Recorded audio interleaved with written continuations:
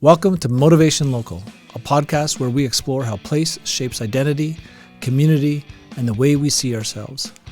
I'm your host, Corey Sadlemyer, and I'm grateful you've joined me for Season 2. I'm grateful too for the generous support from TELUS Story Hive, supporting so many podcasts across Alberta and British Columbia. Lived experience doesn't just shape how people view their community, it also influences how they view themselves. The sum of these experiences and memories forms a narrative about place. At the heart of this season, we continue to explore how these stories intersect, how community motivates its people, and how people in turn motivate their community. This year, our conversations will stretch further. We'll still share stories rooted in Medicine Hat, but with a bit of a twist. Many of this season's episodes will be presented through the eyes of some of our more creative community members. Each will bring a unique perspective on the connection between place and identity. Before we begin, I want to acknowledge that Motivation Local is created on the traditional lands of the Blackfoot and Cree peoples, within the homelands of the Métis Nation, and at the meeting place of Treaty 4 and Treaty 7. These lands have been gathering places for generations, and we honor and learn from the deep relationships Indigenous people continue to have with this land. I look forward to sharing this new season of conversations with you on Motivation Local. Today we're joined by Colton McKee, a Medicine Hat-based photographer and videographer whose lens has become a familiar part of the city's visual language. Since first picking up a camera in 2014, Colton has developed a distinctive style that blends cinematic storytelling with a deep appreciation for the people and places that make this community unique. His work spans portraits, sports, branding, and film, but it's his ability to reveal the beauty in everyday scenes, the subtle moments that define local life, that truly stands out. Colton's photography doesn't just document Medicine Hat, it reflects it back to us in a way that feels honest, grounded, and alive. In our conversation, we talk about how creativity takes root in smaller cities, the tension between artistic vision and client work, and what it means to build a creative career without leaving the place that built you. This is Colton McKee on community, creativity, and seeing your hometown through a new lens. Welcome to the show, and probably just start off by having you tell us a little bit about yourself. Well, wonderful. Thank you for having me, by the way. Yeah. I really appreciate it. For those who don't know me, my name is Colton McKee. I am a photographer, videographer, drone pilot, just creative guy here in Medicine Hat, Alberta. Medicine Hat's been my home ever since I was born. And I just like making cool and fun stuff and have built an audience. And now that this is my full-time job, being creative and creating content for people here in Medicine Hat. Yeah. Let's I want to talk a little bit about your origin story. Yeah. So when we chatted, it was say it was like 2014 or something. You pick up your a camera for the first time ever. Yeah, my going back a few years earlier than that, my brother got a one of the Canon cameras, DSLRs, for his school, and I've always liked being the photo guy in our family. I guess we had a little disposable camera, or like the digital camera that everyone had in the early 2000s. That I took pictures of, on trips. We went to Disneyland, and I swear I took thousands of pictures of Mickey Mouse and all these things. And my brother got a DSLR, and it was the first time I saw like a professional camera, and I was like, whoa, and then he was in school, and every time I went to visit or anytime he came home, he brought the camera, and I just could not keep my hands off it. So then eventually, unfortunately, my grandma passed away, and we got some money from grandpa for that year, and it was Christmas time, and there was the Boxing Day deals and on cameras, and I took the whole check Grandpa gave us and bought a camera. And I always give my mom flack for this because she always said, "Don't spend it all in one place" and stuff like that. And but I did, and that was the first camera I got in 2013, 2014, just before I graduated high school. What did you grab? What was your? The first camera was a Nikon D3200, which was just a crop sensor camera. Again, it was good for its time and stuff like that. Obviously, things have gotten way more advanced and stuff like that. But yeah, it was fun, and that's kind of where the journey began. Yeah. Your mom remember saying that? Oh yes, I bug her all the time. Now that, because again, you always think again, it's sometimes a far-fetched dream to be, having a full-time career in the creative industry. It's harder and stuff like that compared to the typical things you go to school for, whether that be a lawyer, doctor, all those fun and very important things. But I bug her all the time, and she's thankful that it all worked out in the end. And but I still give her a little bit of flack sometimes, just because it's always fun to try to prove someone wrong. But mom appreciates it now. So it sets you on a path. Yeah, it was just a creative path that I knew that I wasn't good at drawing or painting or any sort of creative outlet like that.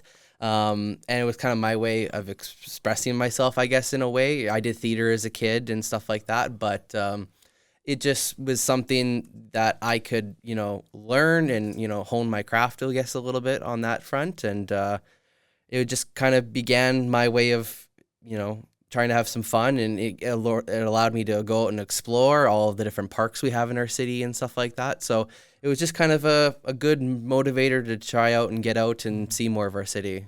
And was there someone that inspired you, or was there a mentor along the way that supported you? I wouldn't really say there was a mentor. I mean, back then it was just, I had a camera and I just wanted to take pictures. There was friends that I had on Facebook that had like photography pages, and it was kind of before the whole revolution of influencers or anything like that. Again, there was people who were photographers, but again, they weren't accessible. Right now you can just DM your favorite photographer and hope to hear back, right? Yeah. So back then it was kind of just, you kind of just see what other people are doing on Facebook or Twitter and stuff like that, but and just kind of have fun with it. And then there was a few local photographers that were around me from the theater days and stuff like that, taking our pictures for the program or those kind of things, or people doing weddings and all that stuff that I've been to and stuff. But there wasn't anyone specific, but it was just kind of you kind of learn as you go, and then eventually you go onto YouTube and find all the people doing different stuff and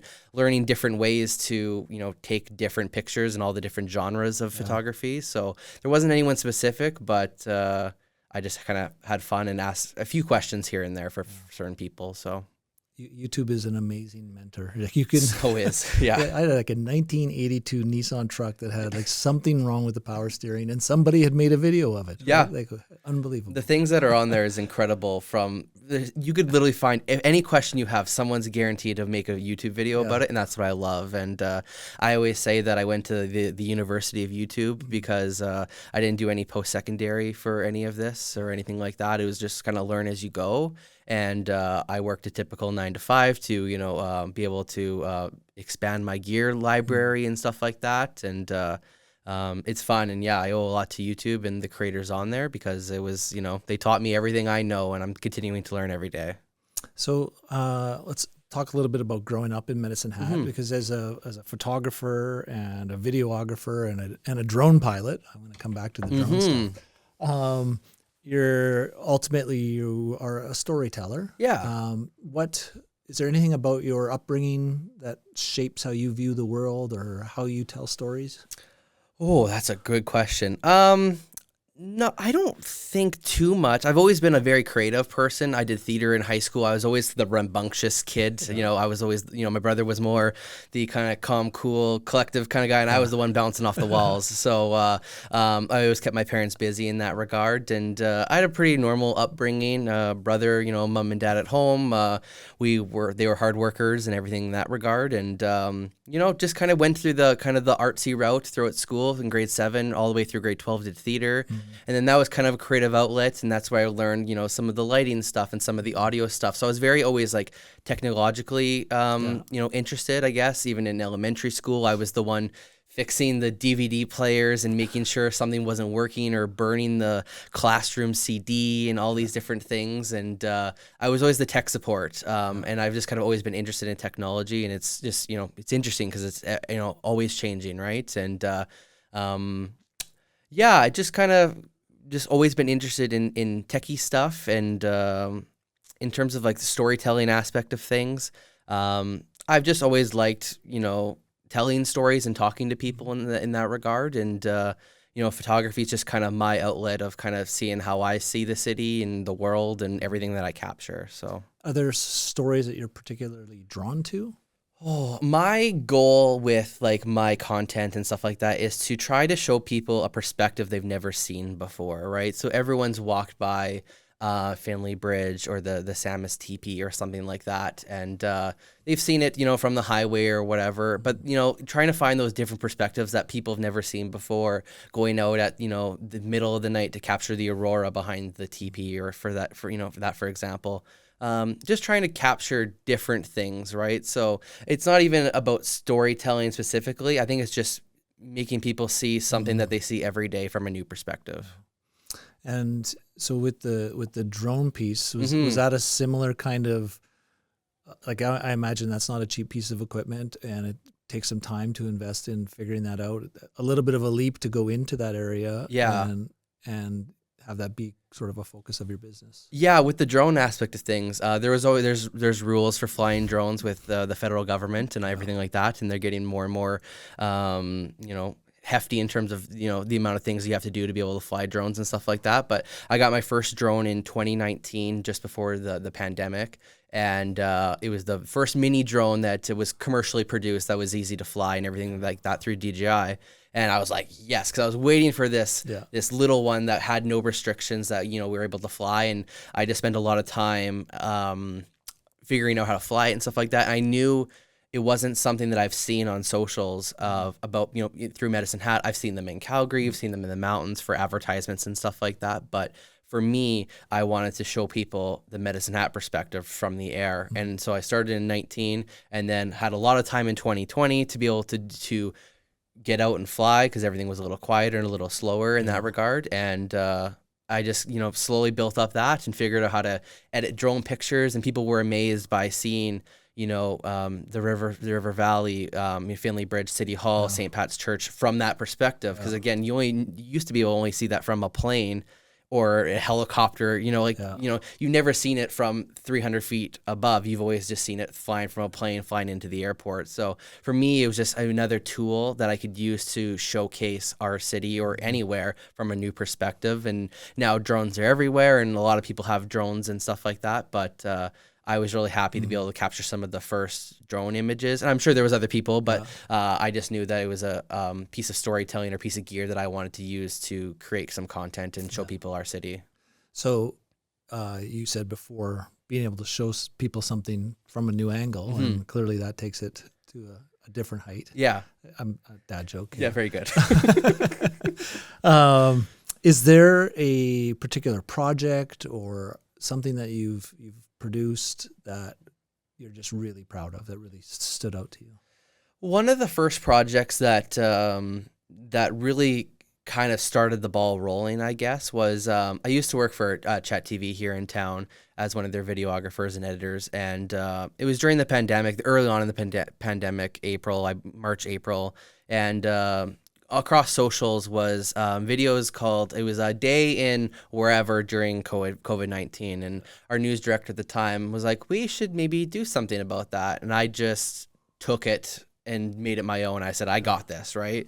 And so I went out and went and used the drone and got drone footage across all of our areas, from the arenas to, the mall parking lot being empty.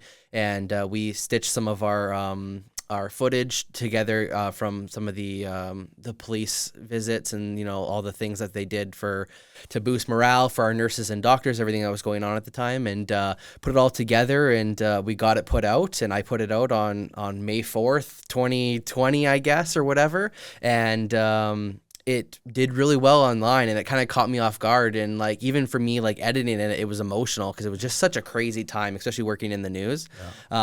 It was mind blowing, and the response from it was fantastic. And I think the first day it did 30,000 views, and by the end of it, it went over 100,000 views, and just on Facebook, and it was featured on our news here, and it was picked up by Global And it was just really great to see. And that kind of sparked, people like, oh, you do video work? And I'm like, I guess I do. And because again, I was always just photographer. I watched lots of videographers on YouTube in that regard. And it was just, they had better gear at the time. You know what I mean? Like it wasn't, I didn't have the right stuff to do it properly. And that's always been my goal, is to do everything the right way and not try to, do it cheaply or everything like that. So I always try to invest into the right tools to do the right job, so then the client's not mad or anything like that. But no, I think that first video that I kind of put out, and again, the first video I put out, did well. So I kind of was like, oh, this is what I'm going to do. Right. And, but no, it progressed. And then during that time, a lot of people needed video content, and then that's kind of where it begun. So I owe a lot to that first video, and, wanting to do that to kind of mimic, the videos we saw in Calgary and Vancouver and Montreal and stuff like that. So I owe a lot to that first video, and I'm very thankful I did it. So it's fascinating how, the pandemic opened doors in ways that people like obviously lots of horrible stuff, right? But it really was an offshoot for tons of people into their careers. Again, to try to take a positive out of it, it helped me springboard, my business and my creativity and stuff like that, because I had a lot of time to sit around and think about what is needed. And I had a lot of people reach out after that video, again, from businesses, from schools, to we can't have kids come through to see the school that they're going to be coming to next year. Can you produce a video that will show them all the different facets of what this school or what we offer as a business and stuff like that? Because we can't have people come to our store at the time, right? So people needed that, and I was, so happy that, people saw the value in content and stuff like that, because again, if you want to be successful in this day and age, you need people to see what you are doing and stuff like that. And people spend a lot of time on their phones and on the computers watching content. So it kind of was a big springboard for the content era of that we're in right now. So again, horrible things happened throughout the pandemic, obviously. But again, for me, it was kind of a challenge and a mission, and kind of an ability to be able to grow myself and help people create stuff to grow their business in those challenging times. I want to go back to the drone stuff for a second, because it was whenever the Esplanade puts out a piece of archive that's an aerial shot from 1902 or something. I am I just sit there and I look at that picture forever, right? I'm trying to figure out landmarks, and there's one in particular that's kind of over top of coulee, and you realize that everything that valley that goes up to College Drive and a pond that's up there, that road's actually a dam, and that was a coulee that almost stretches all the way back to the teepee, and the train tracks that came out of that valley and went out to Ajax Mine, and so you just learn a lot. And so I'm on that theme of seeing things from a different perspective and maybe being the eye in the sky. Is there something you've learned about Medicine Hat from above that you didn't know before? I think just how cool it is, honestly. Being able to see the hills and the valleys and stuff like that. And I've been flying, recently, more into the hills and Echodale and kind of into that area a little bit, and just seeing the wideness of how big our area is. And I mean, when you're flying over the river valley and you can see all the bridges across the South Saskatchewan, it's just cool to see, right? Because again, you can't see that without hiring a private plane or anything like that. Even if you can't even fly that low in a plane, right? So otherwise, you're too high in the sky. And no, my main thing is just seeing how much our city has changed. Again, even from me start shooting in 2014, I started just shooting landscapes and downtown and all these things, and just seeing how much has changed in the last 10 to 12 years. It's remarkable how much our business has changed. And again, even I was looking at a drone shot of I took over the Crescent Heights of the river valley, but it was from the Crescent Heights Hill. And at the time, the fire station wasn't there, and the Starbucks wasn't there, and the little plaza there. I just looked back and I'm like, oh, that's kind of a piece of history, right? Because, the fire hall has moved now, and now it's built down there. And it's just kind of cool to see that perspective again, rather than just from a traditional photograph. And I have that one hung in my house and stuff like that. And then every time I look at it, I'm like, oh yeah, A lot has changed in the last 5 years, so or whenever it was built or stuff like that. So, but yeah, I think just seeing different perspectives and how much has changed, even when, you know, big patch of trees goes down or something like that, you kind of notice that, or if something changes in a park, just from those perspectives and stuff like that. Or even right now when seasons change, you can really see, you know, from the green of the summer to the dramatic change to the yellow and oranges in the fall. Seeing that from an aerial perspective is amazing to see. So how about just thinking about change? Yeah. How has your own visual sensibilities or your eye, how has that changed for you over time? Oh, that is a good question. Yeah. I used to shoot, I used to shoot a lot. Now I shoot with intent, I guess, kind of in a way. So when I'm going out to shoot, I kind of have a plan in my head a little bit. I still love to wander around and, you know, just, you know, take in everything that it is. But when I'm in the city, for example, I've photographed Finlay Bridge or the teepee, you know, a million times at this point, because there are major ones and people love to see them. But now it's like planning out the shots to get something different that people have seen, right? So, you know, a planning one, for example, with Finlay Bridge, for example, is during the Rise Up Hot Air Balloon Festival that happens in our city. The balloons were flying that way, so I went to Finlay Bridge and waited for them to fly over, and then I got them flying over with Finlay Bridge, because then it's, you know, so it's intentional in that regard, because I know it'll be a good photograph and it's Medicine Hat specific in that regard. And then unintentional, which is just fun, is I was out downtown last year, the year before, just out taking pictures and stuff like that. And then the moon was rising and it rose right over the middle of Finlay Bridge. And I literally stomped on the brakes. I got out of the car and I got it right down the middle. And it's one of my favorite photographs. It's just a crescent moon with Finlay Bridge right down the middle. It was still, you know, the leaves are still green and stuff like that. So again, it's just kind of that intentional versus you know, just spontaneous. Yeah, it just happens and you just see it and it's cool, right? And but yeah, in terms of I just keep trying new things. That's my one thing. I don't do one category. I'm not specific in, you know, I just shoot weddings or I just do sports or something like that. I like all facets of things because I don't want to do the same thing every day. You know, I'm not one of those people that could work on a project for years and years and years. I, you know, applaud those people who can do that, or construction workers who work on the same building for, you know, building the high rise or something like that. I like change in my life and stuff like that. And, you know, always thinking about how this could work with this project, or, you know, always learning in that regard. So again, something you take from a wedding, for example, you can be used in sports or portraiture or even landscape, right? So for me, the storytelling aspect and the, you know, the ever evolving is just I just love learning new things, and just like taking all the things I learn and put them into different pieces of content. So you said, you know, you've shot the TP or Finlay Bridge a million times. Yeah. Are there any, and it doesn't have to be a physical thing, it could be a group or anything in Medicine Hat you think that maybe is underrepresented? Oh gosh. That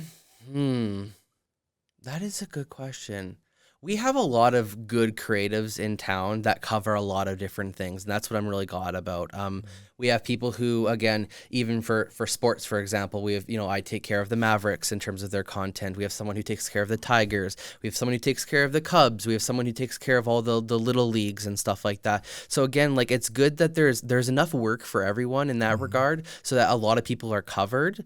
There's always going to be different things and that don't get covered and stuff like that, just due to budget things and stuff like that. I mean, we have a lot of amazing restaurants that sometimes don't get the focus that they need because of, you know, there's a lot of restaurants in town and they either themselves don't have the budget or there's not grants or anything like that. But my goal is to just, you know, try to represent our area as best as I can in that regard. And whether that be personal projects or corporate projects, I work with partners in that regard, being able to tell people, hey, come down to this area of the province, right? Sometimes we're the little forgotten corners sometimes. And the goal is just to get more people to be like, hey, Medicine Hat's pretty cool. It's not just a place you pop by, you know, when you're driving from Saskatchewan up to Banff or something like that, right? So I'm sure there's lots of areas in town or that need to be represented more and stuff like that. I'm trying to do my best, and if there's the ability for me to help them in that regard, that's my goal, right? I want to make sure everyone is seen and heard, and if they have this story to tell, then I want to help them tell it. So. And it's there's two sides to that too. There's the side of creating the actual content, and there's a side of somehow getting people to see it.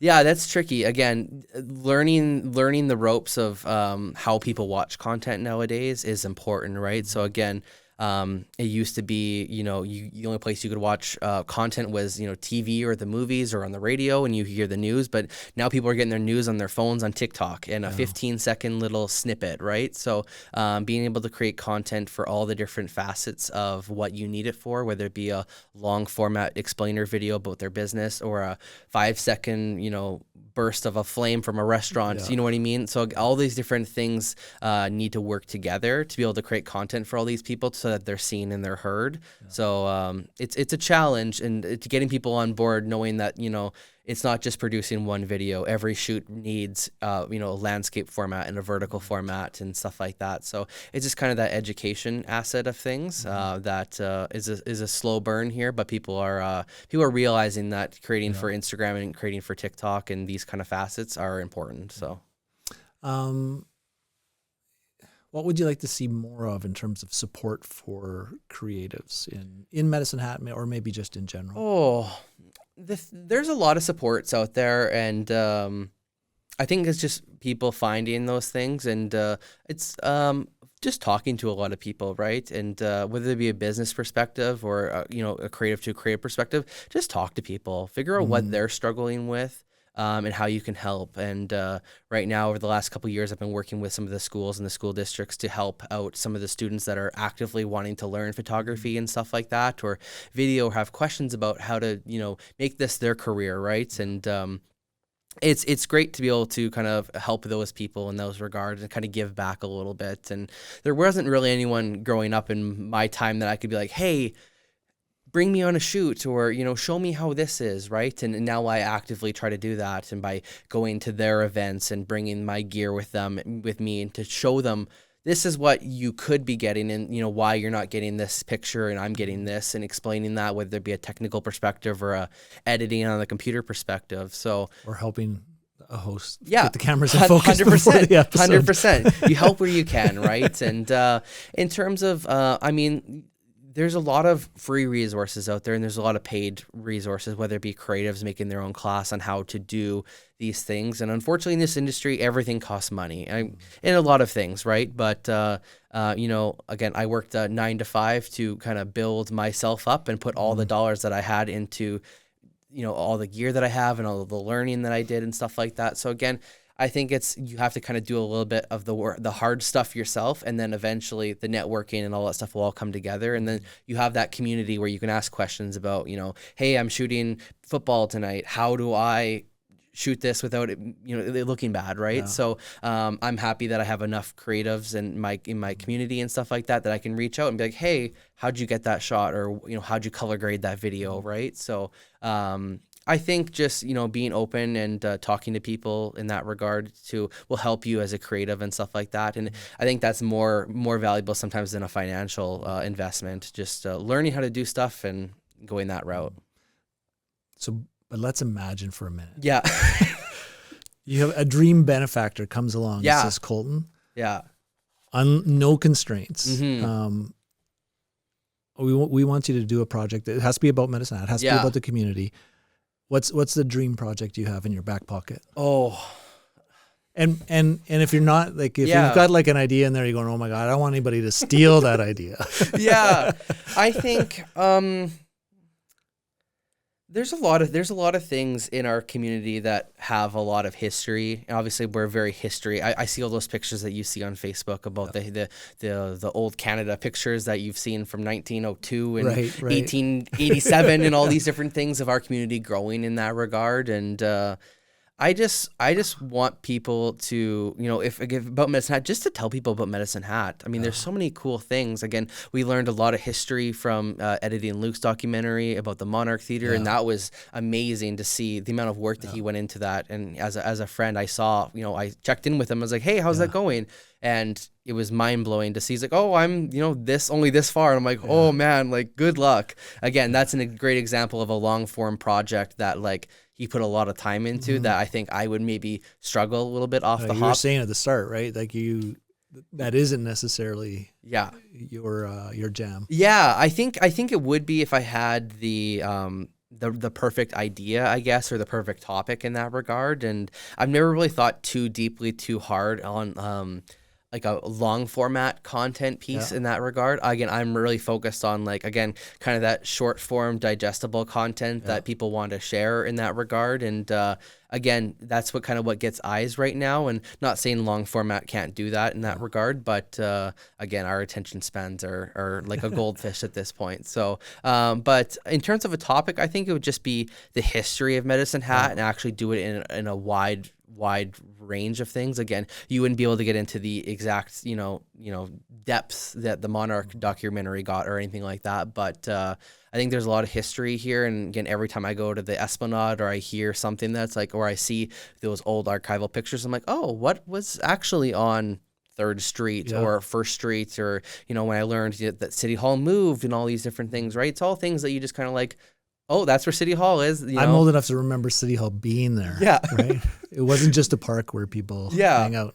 So it's interesting. And there's lots of different great people in Medicine Hat as well, too, that have fantastic stories. There's a million things I think that could be told. And I think it's just finding the time and, maybe the grants or the accessibility to be able to fund those stories. Okay, let's go to the other end of the portfolio. Yeah. Is there anything that that you've done where you went, that just did not work, and if so, what did you learn from that? How did that improve you as a creator?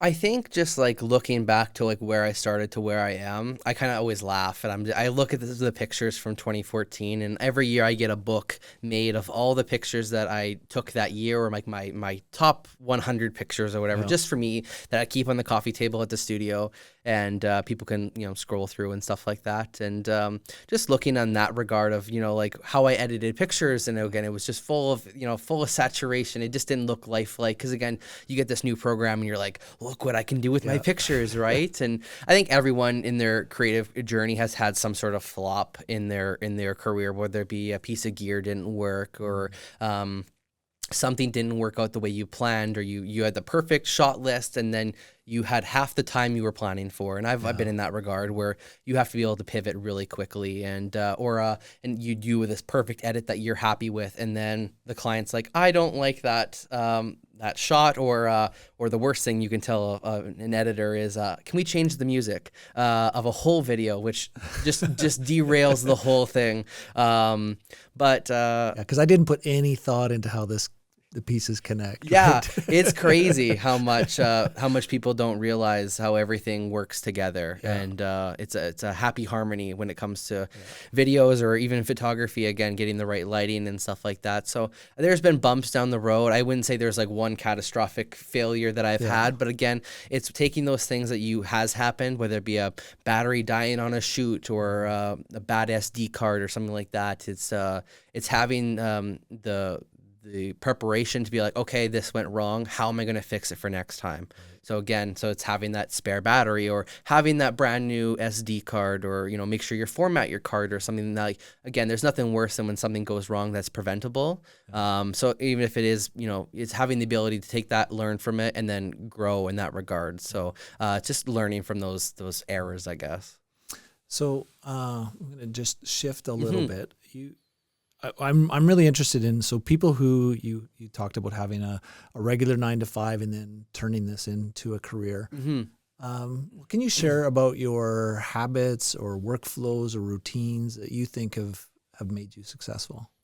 I think for me, the main thing is that, like, when I'm out doing any sort of photography or video, it doesn't feel like work. So again, like, you know, you come home from the 9 to 5 and you spend, you know, 4 hours after work or whatever working on a project, or you get a new camera and you're testing out a lens, right? And it doesn't feel like work. It feels like play at that point, there's not right? you're not punching a clock. Yeah. Well, I only have 2 hours to work on this. That's right. And obviously now it's a job in that regard, but I still love going out and taking summer, fall photos, all these different things, taking the drone out just to a cool place and stuff like that. And I think for me, it's just obviously, you know, working hard and putting time into things is the number one thing. And I think just being smart on, you know, your time management and stuff like that, and making sure that you're not, you know, overbooking yourself in that regard or anything like that. And, but I mean, for me, it's just, always felt like fun. So it didn't feel like work. So again, it was just a fun creative outlet, you know, from the different jobs that I've had over the years. And, it didn't feel like anything. It just felt like I was just, you know, taking pictures, having fun. And, you know, then I kept posting and then people were interested and they just kind of kept following that. And I never thought I would ever be able to quit my job and to be able to do this. I just kept wanting to, and people were like, oh, that's a cool picture of Medicine Hat. Like, you know, it just kind of grew that way. And here we are today. So not a specific habit. I think I'm a very, you know, short attention span kind of guy, I guess, in a way too. So I just like always doing new things and trying something new. So can passion be a habit? Yeah, absolutely. Yeah. No, I love our community in that regard, and I always want more people to see our community because, again, we're forgotten a lot of time down here, and I just love our area. I love the people in this city. We're some of the nicest people. Even Canadians are we're always nice, but they're extra nice. We're the nicest of the nice, and we're super sunny down here, and I just love our city for the trails and our parks, and like it feels like a truly beautiful community. I can never live downtown Calgary, and good for people that do, but like I'm not living in a 75-story skyscraper or anything like that. I wanna know my neighbors and live in that quieter area.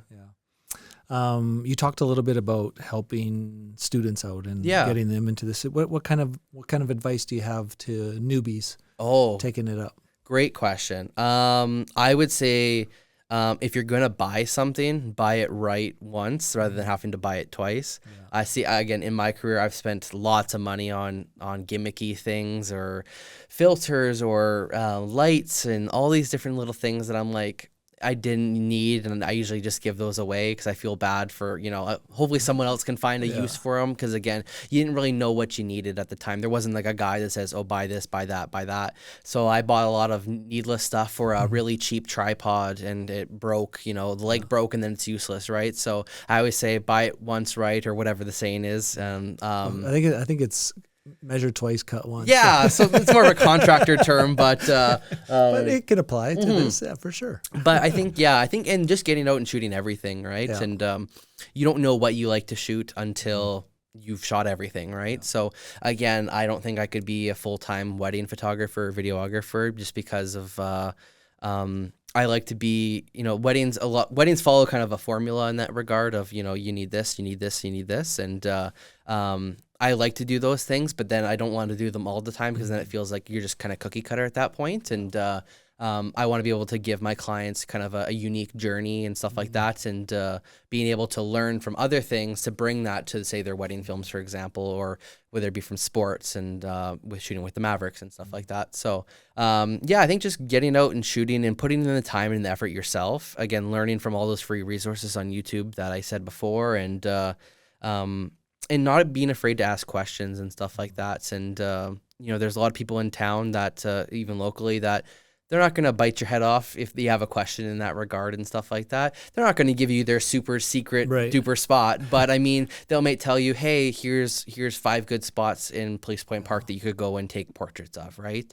Again, there's enough work for everyone in town that everyone that is a full-time creative, we're all happy. We're all, you know, majority of us are friendly in that regard. And because we all know there's enough work for everyone, and we're not stepping on each other's toes, because everyone needs some sort of content, whether it be personal stuff for family photos or businesses or tourism boards and stuff like that. So everyone needs some content, and just don't be afraid to ask people for help, because there's lots of different resources out there. So it's amazing to me, like you said, your 5 favorite spots, and we've done family photos with Kim Bradfold a couple times. Yeah.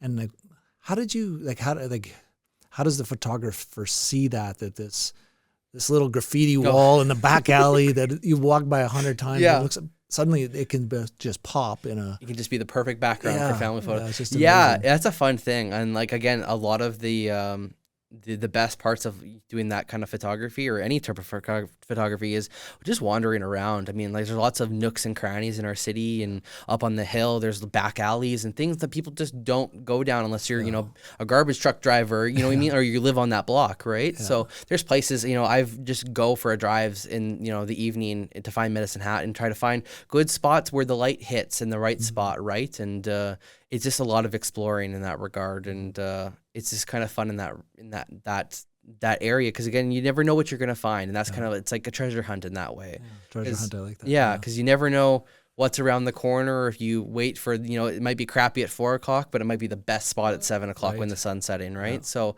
a lot of it is just kind of a fun little game, and that's what it feels like doing what I do. It's a game, right? Yeah. Whether it be social media or creating content, it's all a game, right? Because again, you're fighting for people's attention in that regard, and some things pop, then some things that you don't think you think are gonna do great don't pop off at all, and things that you just posted because you needed something to post that day pops off and is one of your biggest pieces of content for the year, right? I know this guy. His name's Algorithm.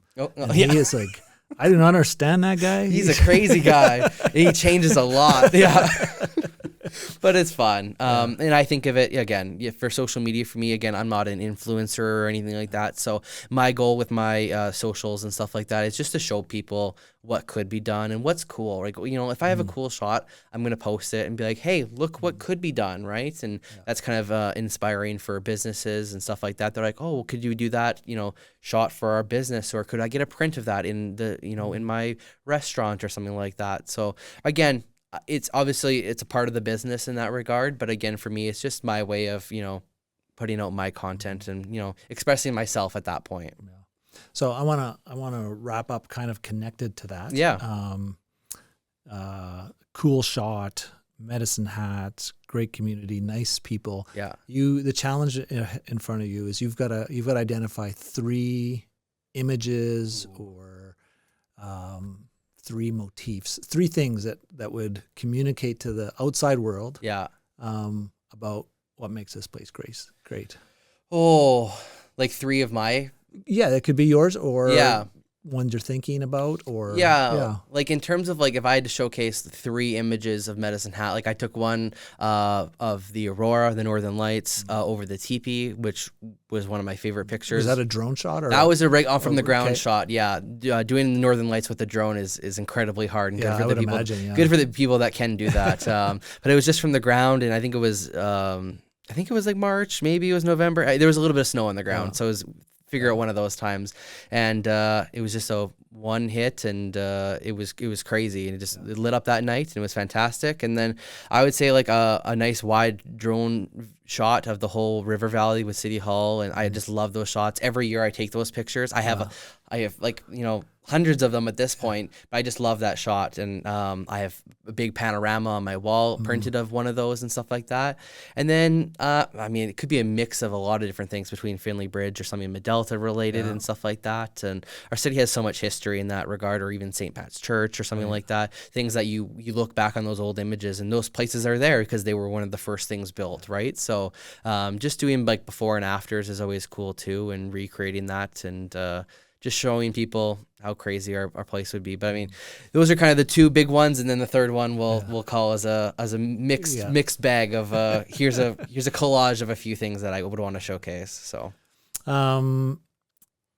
what do you hope for the future of creatives in Medicine Hat? Like where do you see things going? And I would love to see. Again, like there's a good community of people here in that regard, but I would love to see even just more collaboration between photographers and stuff like that. And sometimes it's tricky because again, we're all busy shooting our own things, or you know, working or planning and all these different things. But I think for me, I mean, just more collaboration on some things, and I mean, bigger budgets are always nice as well too, because then we're able to have our creative friends be on part of these projects and stuff like that. Whether it be if I'm shooting video and I hire a photographer friend to come and shoot alongside me or take that part of the budget in that regard. And we have some great budgets in the city in that regard. But again, just wish there was, a few extra dollars and stuff like that, just to be able to help out some of those friends that, so we can work together, right? Because again, it's always fun when you're hanging out with friends and it doesn't feel like work. It feels like you're just, hanging out, right? So, but I would love to see some collaboration between some people in the city and in that regard. And I think as long as there's people wanting to learn and stuff like that, that's great, right? And the kids nowadays are crazy what they can do with video on TikToks. And I made like my first TikTok with a group of kids from the school, and I was shocked. They were just editing on their phone, and I'm like, I can't edit unless it's on a giant 32-inch screen, because and they're just blazing through it on their iPhone, and good for them and stuff like that. So I think over the next 10 years, those group of creatives are going to come onto the market, and who knows what it's going to be, but I'm excited to see it. And mix some AI into that. Oh, that's a whole different ball game. But even on that regard, it's use it as a tool and stuff like that. Yeah. And again, I use it for projects, whether it be in software or anything like that, or helping me write scripts or all these different kind of things. And again, because I focus more on the creative side of things, and if I can get it to help me do something that I'm not super good at, then that's the goal, right? Because it helps everyone at that point, whether it be me with time management or the client gets the best written script that I could produce or something like that. So where can people find you? Oh, great question. On Instagram, Colton at colton.mckee, and then Facebook, Colton McKee Photography, and then that's pretty much it. I have TikTok, but we won't promote that because I'm just posting funny, silly little videos on there. But one day when you're an influencer, that's right. When I'll tell you all the special green teas to buy and and tell you to come to Medicine Hat. I'm telling you to do that anyways, but I appreciate it. And you can find me on there and send me a DM if you have any photo or video questions. Always here to help. Awesome. Well, thanks for doing this, Colton. Thanks for having me. It's been a fun chat. Absolutely. Okay.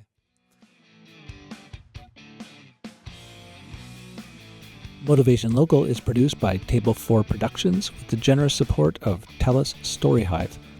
You can find our episodes on Optic TV, at our website, motivationlocal.com, on our YouTube channel, or wherever you get your podcasts. Our producer is Turner Sadlemyer. Our theme music was composed by Medicine Hat musical artist Snakes and the Riot. As always, thanks for watching or listening to our podcast. If you've enjoyed what you've heard here, don't hesitate to subscribe to our channel or to leave us some feedback.